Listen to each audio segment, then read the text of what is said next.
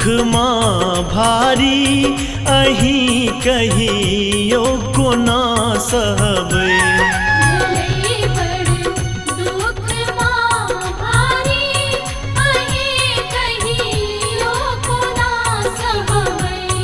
आहाँ बिनु ने सहारा क्यों अहीं कहियो कतो जेबै।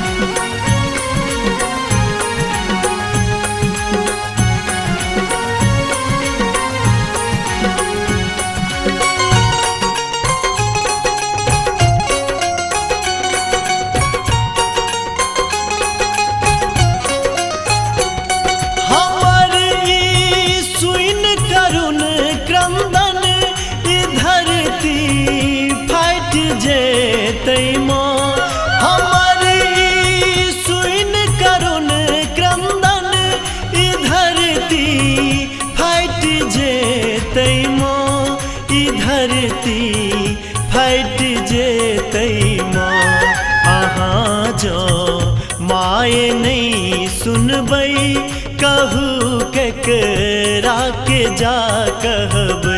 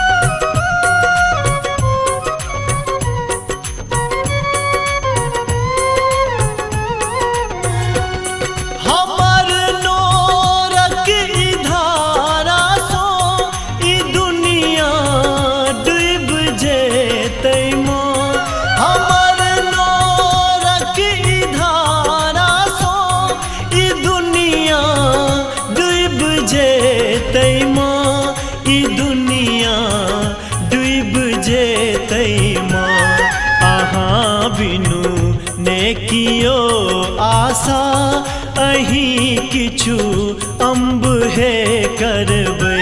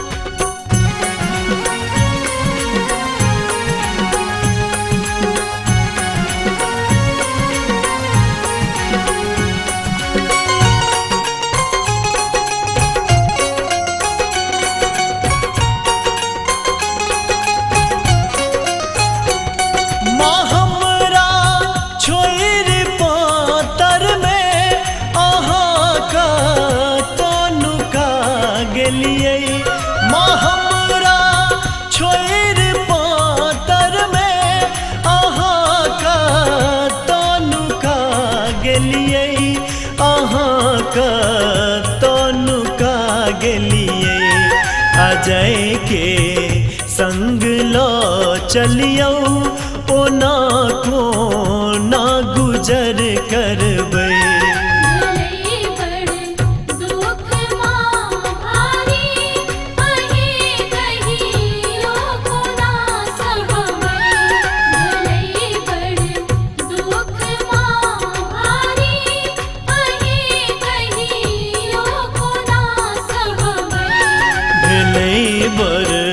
दुख माँ भारी अहीं कही कहियो कोना सहबै भले बड़ दुख माँ भारी अहीं कहियो कोना सहबै अहाँ बिनु ने सहारा क्यों अहीं कहियो कतऽ जेबै